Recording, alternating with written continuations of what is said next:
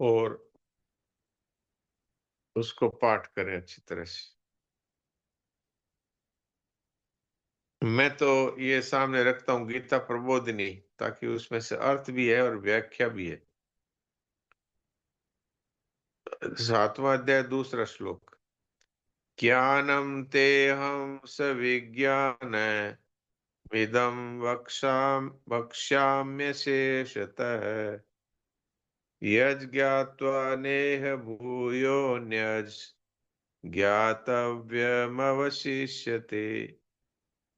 ज्ञानं तेहं सविज्ञान इदं वक्ष्याम्यशेषतः यज्ञात्वा नेह भूयोऽन्यज् ज्ञातव्यमवशिष्यते। तेरे लिए मैं ये विज्ञान सहित ज्ञान संपूर्णता से कहूंगा, जिसको जानने के बाद फिर इस विषय में जानने योग्य कुछ विशेष नहीं रहेगा। व्याख्या है, परा तथा अपरा प्रकृति की स्वतंत्र सत्ता नहीं है, ये ज्ञान है। परा अपरा सब कुछ भगवान ही है, ये विज्ञान है। अहम सहित सब कुछ भगवान है, ये भगवान का समग्र रूपी विज्ञान सहित ज्ञान है। इस विज्ञान सहित ज्ञान को जानने के बाद और कुछ भी जानना शेष नहीं रहता, क्योंकि सब कुछ भगवान ही है। इसके जानने के बाद यदि सब कुछ रहेगा तो वह भी भगवान ही। इसके जानने के बाद यदि कुछ शेष रहेगा तो वह भी भगवान ही होंगे। अब जो पाठ करना चाहते हैं उनको मैं मौका देता हूँ। पिस्ता देवी। नारायण नारायण जी महाराज जी, कोटि कोटि प्रणाम। नारायण। ज्ञानम तेहं सविज्ञान मेदं वक्ष्याम्य शेषतः यज्ञात्वा नेह भूयोऽन्यज् ज्ञातव्यमवशिष्यते। वेदांशी। ज्ञानं तेहं सविज्ञानमिदं वक्ष्यामशेषतः यज्ञात्वा नेह भूयोऽन्यज् ज्ञातव्यमवशिष्यते। अच्छा है। रामानुज जी।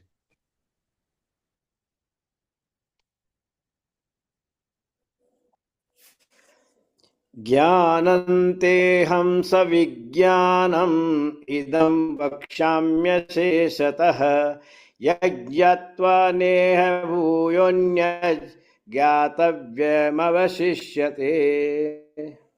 बहुत अच्छा।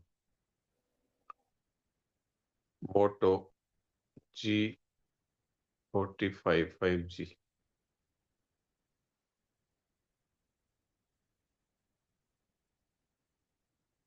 आपको अनम्यूट का ऑप्शन में देता हूं। हाँ, अब आप बोल सकते हैं। अब आपका माइक खुल गया है, बोल सकते हैं।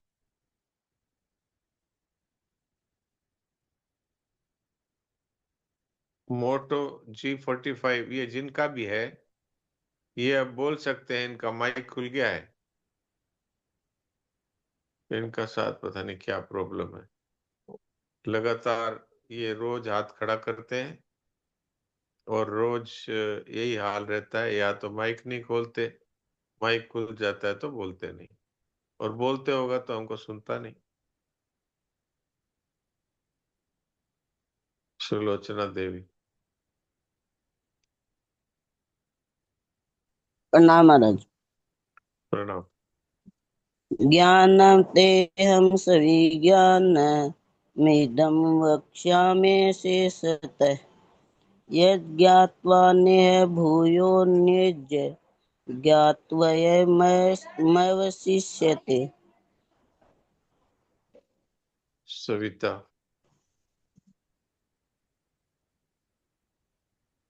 प्रणाम डॉक्टर साहब। प्रणाम। ज्ञानं तेहं सविज्ञानमिदं वक्ष्याम्यशेषतः यज्ञात्वा नेह भूयोऽन्यज् ज्ञातव्यमवशिष्यते। बहुत अच्छा। नारायण नारायण। लक्ष्मी केजरीवाल।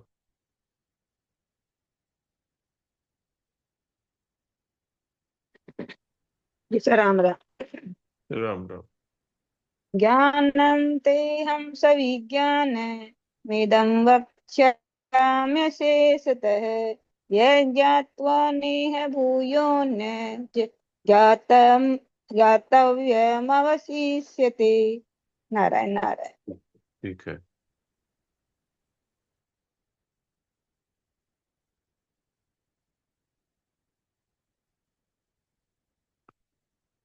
ठीक है, अब मैं कालूराम जी को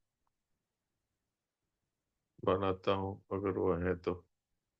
दिख नहीं रहे, अब दिख गए। इनको मैं कोस्ट बनाता हूँ। हाँ कालूराम जी, आज का 5वें प्रार्थना प्रवचन। राम राम महाराज जी। राम राम।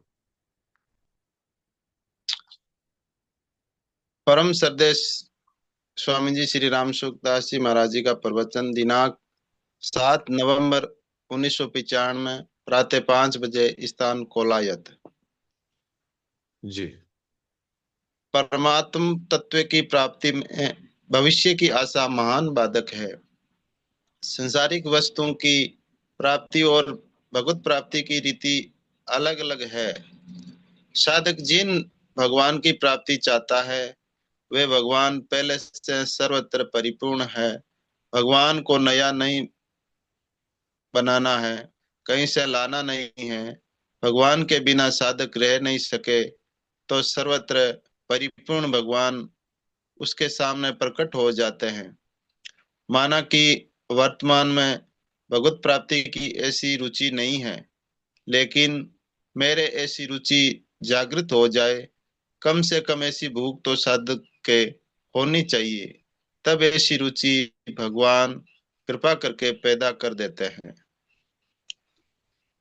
ये बड़ा ही महत्वपूर्ण प्रवचन है ये, इसलिए इस विषय में ध्यान से सुनना है। और फिर कोई प्रश्न होगा तो मैं मौका दूंगा, प्रश्न करें। हमारे मन में ये बात जची हुई है कि परमात्मा 3 लोकों के महान ईश्वर हैं और हम तो साधारण आदमी हैं और बहुत से पाप किए हुए हैं, तो भगवान हमको क्यों मिलेंगे, कैसे मिलेंगे, और मिलेंगे तो कभी भविष्य में जब कोई साधन भजन होगा तब मिल सकते हैं। तो परमात्म तत्व की प्राप्ति में भविष्य की आशा है, ये बहुत बड़ी बाधा है। क्योंकि जो वस्तु अभी नहीं है,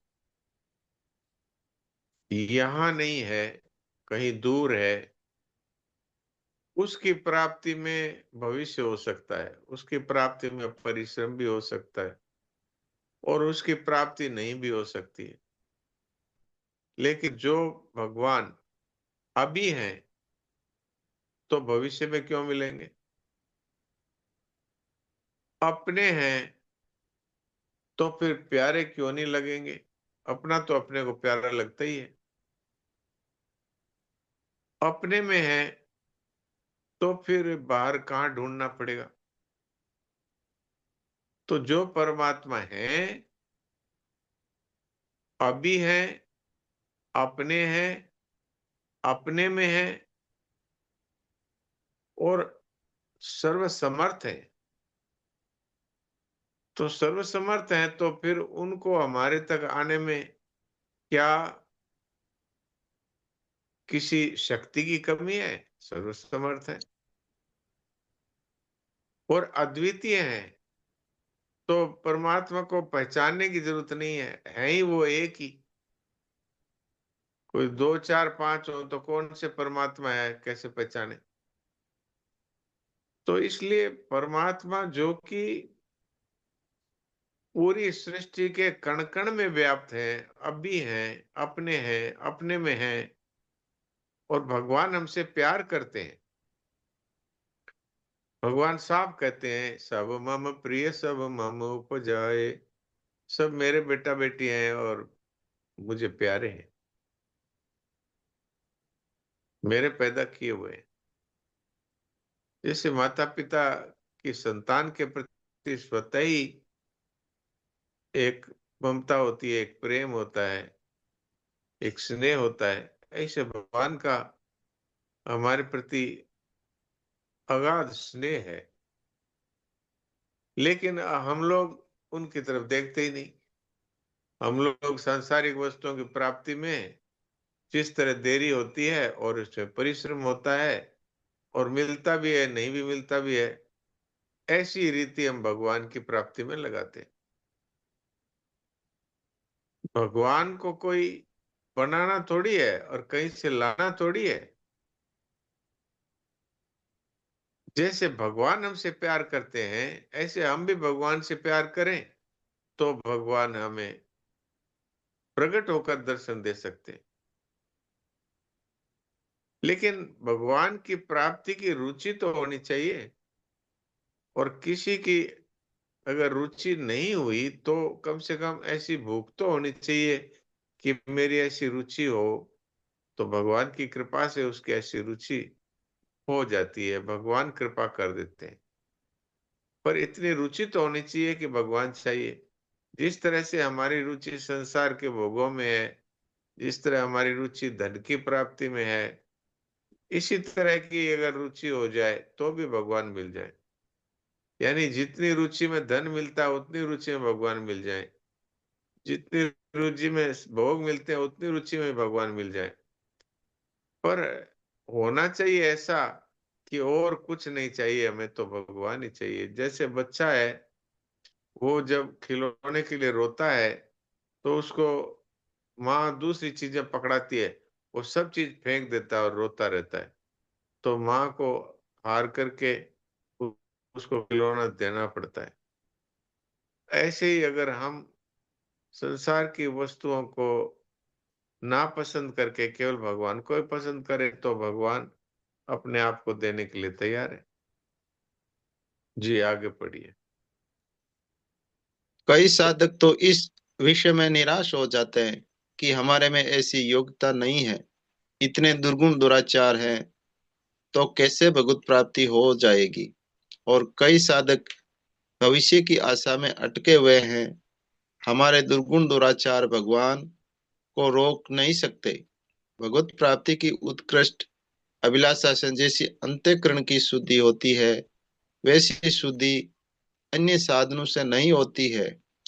आप अपनी पूरी शक्ति लगाकर देख ले, फिर जब अपने बल से निराश हो जाएगी तो पट काम बन जाएगा। लेकिन अपनी शक्ति पूरी लगाए बिना अपने बल का अभिमान जाता नहीं है। कई साधकों के ये मन में रहती है कि हमारे में तो ऐसी योग्यता नहीं है, इतना साधन नहीं है, हमारा कोई तपस्या नहीं है, कोई भजन भी इतना नहीं है, और हमारे तो इतने दुर्गुण दुराचार हमसे हुए हुए हैं, तो हमें कैसे भगवत प्राप्ति हो जाएगी। पर ये नहीं सोचते कि अंधेरे में क्या ये ताकत है कि वो सूर्य को रोक दे। दुर्गुण दुराचारों में ये ताकत है क्या कि वो भगवान को रोक दें। हाँ, ये बात जरूर है कि भूतकाल में जो दुर्गुण दुराचार हुए हैं उस पर हम पक्का निश्चय करें कि हम अब दुर्गुण दुराचार नहीं करेंगे, बस इतना ही भगवान चाहते हैं। फिर तो भगवान की प्रतिज्ञा है कि बड़ा से बड़ा दुराचारी भी यदि पक्का निश्चय कर लेता है कि अब दुर्गुण दुराचार नहीं करूंगा, तो भगवान कहते हैं उसको साधु ही मान लो। अपि चेत सुदुराचारो भजते माम अनन्य भाग, साधुरेव समन्तव्य सम्यक व्यवसितो ईश। उसको साधु ही मान लेना चाहिए। क्यों मान लें? कि उसने पक्का निश्चय कर लिया है कि अब मैं दुर्गुण दुराचार नहीं करूंगा और मैं केवल भगवान की प्राप्ति चाहता हूं। ये पक्का निश्चय हो गया उसका, तो फिर भगवत प्राप्ति की जो तेज इच्छा है वो उसके सारे दुर्गुण दुराचारों को समाप्त कर देती है। शास्त्रों में आता है कि अंतःकरण शुद्ध होगा तब भगवान मिलेंगे। स्वामी जी महाराज कहते हैं कि भगवत प्राप्ति की तीव्र लालसा है, इससे अंतःकरण इतना शुद्ध हो जाता है कि भगवान मिल जाते हैं।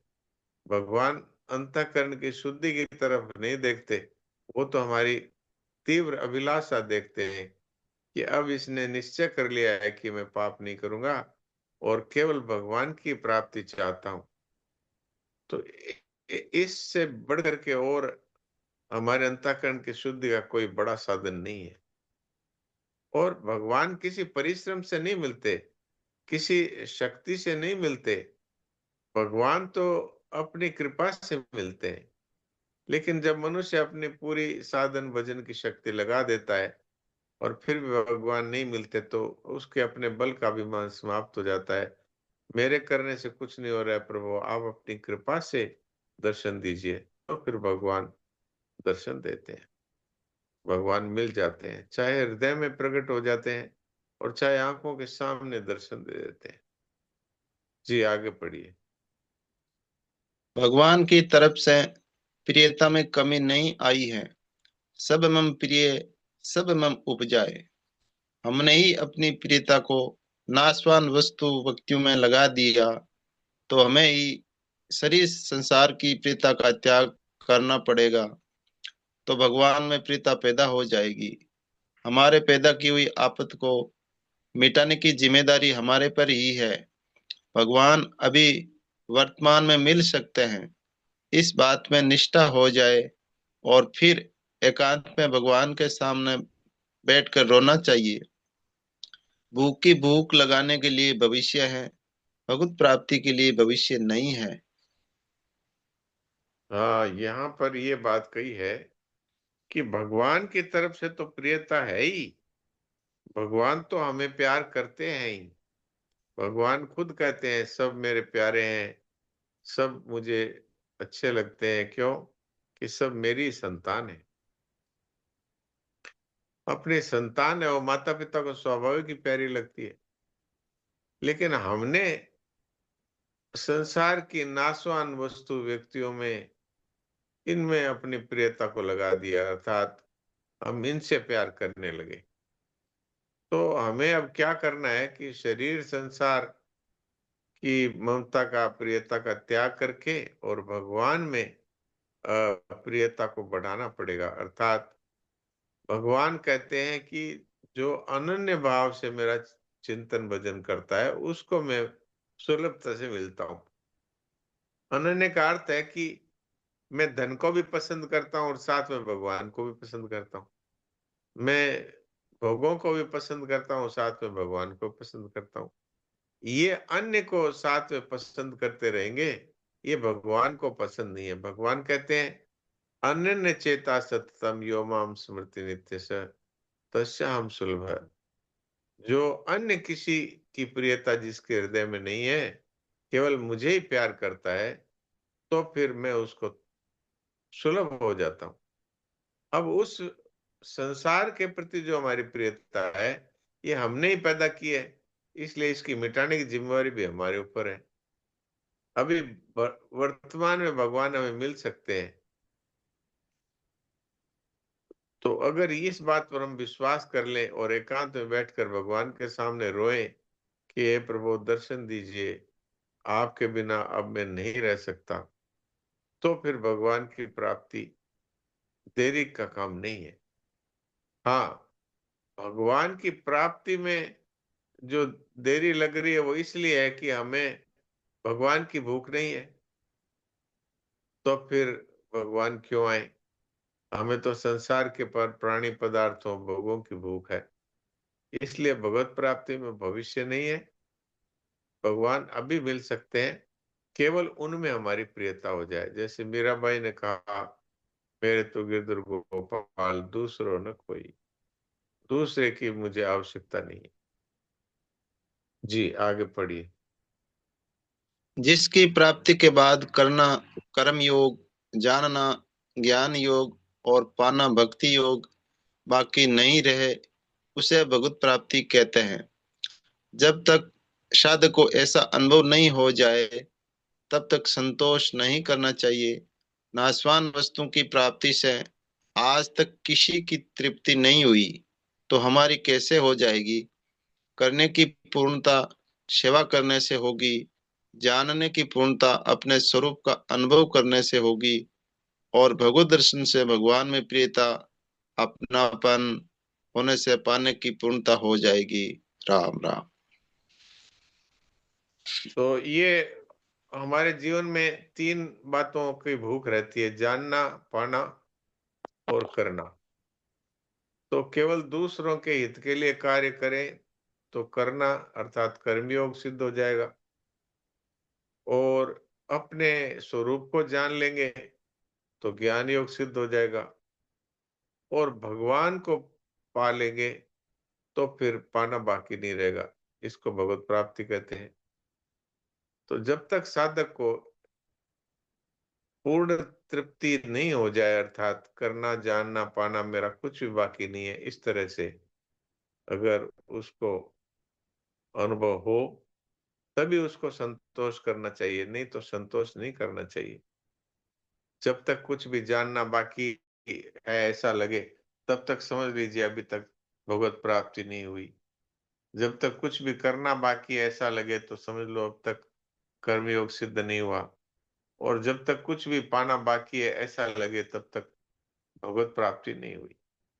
तो साधक को जब तक ऐसा अनुभव नहीं हो जाए, तब तक संतोष नहीं करना चाहिए। नाशवान पदार्थ मिल भी जाए तो इससे हमारी तृप्ति कभी हुई नहीं, तो होगी भी नहीं। हमारे को कितना धन मिल गया पर तृप्ति नहीं हुई, हमारे को कितने भोग मिल गए पर तृप्ति नहीं हुई। क्यों नहीं हुई? ये सब जड़ वस्तु हैं और हम है भगवान के चेतन अंश। तो चेतन से ही हमारी तृप्ति होगी। तो चेतन है परमात्मा, तो परमात्मा की प्राप्ति हो जाए, चाहे अपने स्वरूप का अनुभव हो जाए, तभी हमारी तृप्ति होगी। तो अगर कुछ भी अगर हमें हमारे लिए संभव नहीं लगता हो, तो हम भगवान के लिए रोएं, भगवान के लिए हमारे मन में एक तीव्र लगन लग जाए, और जब तक भगवत प्राप्ति नहीं हो तब तक बेचैन हो जाए हम, तो फिर भगवान की प्राप्ति हो जाती है। ऐसा स्वामी जी महाराज का कहना है। अब इस विषय में किसी का कोई प्रश्न हो तो प्रश्न कर सकते हैं। वो हाथ खड़ा करेंगे तो मैं उनको प्रश्न पूछने का मौका दे सकता हूँ। नारायण नारायण।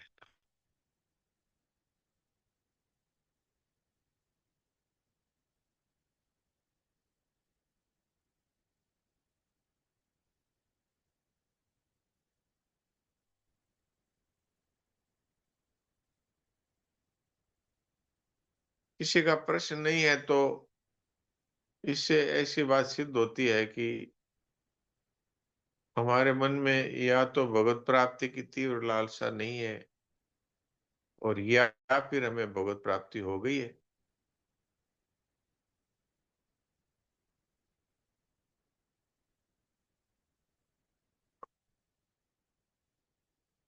जिसको भगवत प्राप्ति हो जाए तो उसके कोई प्रश्न नहीं रहता, या फिर लालसा ही नहीं होती तो नहीं रहता। हाँ रामानंद जी बोलिए। प्रणाम जी सर। प्रणाम। पढ़ना करना और ये जानना तीनों पूरे हो जाएंगे तो फिर हम किस अवस्था में रहेंगे फिर, मतलब क्या वो फिर एक। फिर हम रहेंगे आनंद में हर समय। और दूसरा कहें ज्ञानियों की दृष्टि से तो हम स्वयं नहीं रहेंगे, फिर परमात्मा ही रहेंगे हमारी जगह। उसमें फिर अपन ज्ञानियों हम सब कुछ करेंगे, सब कुछ होता रहेगा, शारीरिक क्रियाएं सब होती रहेगी। वो हाँ, वो तो अपने आप होती हो। तो महात्माओं की जिन्होंने भगवत प्राप्ति की है, उनके भी वो सत्संग भी आते थे, चलते फिरते भी थे, खाते पीते भी थे, सोते भी थे। सारी क्रियाएं तो भगवान के द्वारा ही होती है। फिर उनके उनकी खुद की तो कोई क्रियाएं या कोई पदार्थ उनको चाहिए नहीं। तो भगवान ही उनकी जगह में रहते हैं। उनमें तो कुछ अंतर ना ही संत को चाहे राम। जिनके जानना पाना और करना बाकी नहीं रहा, तो उन्हीं को कहते हैं कि वो उन्होंने अपने आप को भगवान के समर्पित कर दिया तो भगवान ने अपने आप को उनके समर्पित कर दीजिए।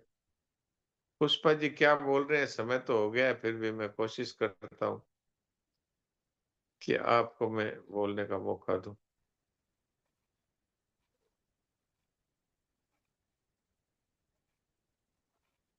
हाँ बोलिए।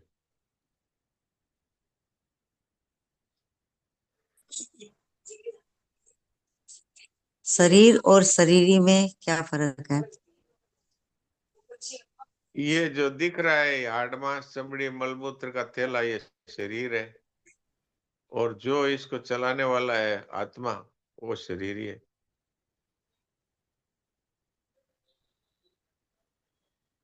जी। जैसा फिर इसका पता चलेगा हमें, या कुछ अपने जीवन के अंदर कुछ नया स्फूर्णा पैदा होगी ऐसा होने से, इसका पता कैसे चले कि हम कहाँ पहुंचे हैं? क्या, मेरा सवाल हमेशा यही रहता है। मैं तो आपसे ये कहता हूँ कि जैसे भोजन करने के बाद हमें दूसरे से पूछना नहीं पड़ता कि भाई मेरी भूख मिट गई क्या, जी। ऐसे जिसको भगवत प्राप्ति हो जाती है उसके लिए गीता जी में एक श्लोक आता है, यम लब्ध्वा चा परम लाभम मने तनादिकम तथा यस्मिन् स्थितो न दुखे न गुरुणा भी विचल्यते।